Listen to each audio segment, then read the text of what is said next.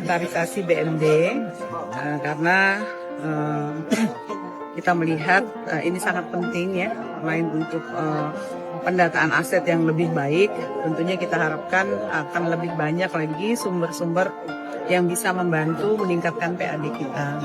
Kemudian kita memberikan contoh kepada masyarakat juga bahwa pemerintah itu selalu membayar pajak kendaraan dan diharapkan juga masyarakat memanfaatkan kemudahan-kemudahan yang diberikan oleh Bapemda dan teman-teman Samsat yang ada.